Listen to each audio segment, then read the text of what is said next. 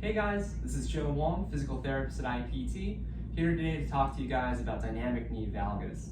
Dynamic knee valgus is characterized by abduction and internal rotation of the hip. You'll see it when squatting. What that will show or look like is our knees are kind of coming in and touching. Or in single limb activities, for example, climbing a stair, you'll see your knee kind of dip inwards.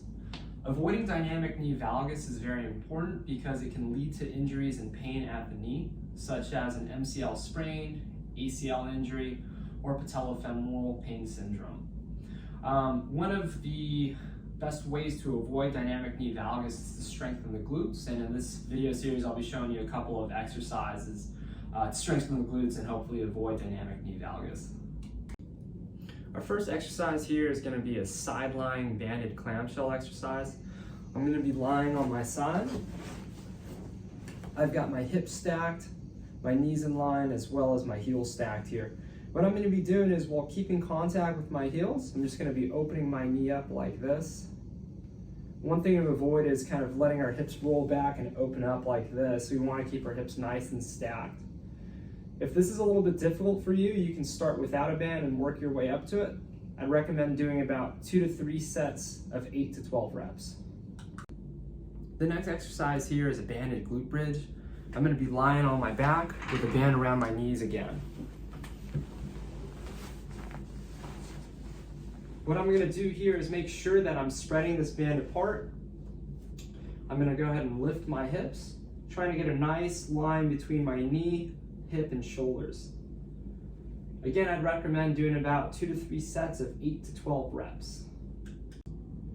Hey guys, our third exercise here is going to be lateral band walks. Again, I've got this green band around my knees, or just above my knees. I'm going to be getting into a half squat just like this, and what we're going to do is be walking side to side. So I'm going to step, step, step, and step. I'd recommend doing about 6 to 10 steps in one direction and 6 to 10 in the other. When we're doing this exercise, one thing we want to avoid is turning our foot out and reaching with our foot.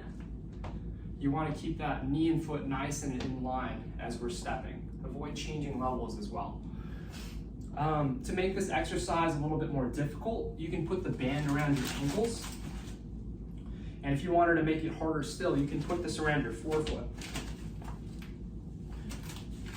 With the band around the forefoot, you'll also get a little bit of an ankle workout as well.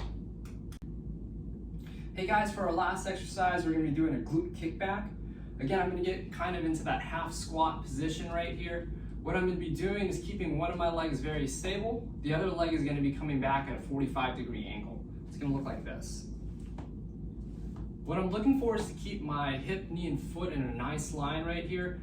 The leg that's actually doing the work is the stance leg, not the leg that's moving. I recommend doing about 8 to 12 reps, 2 to 3 sets of this. Remember to switch and do both sides.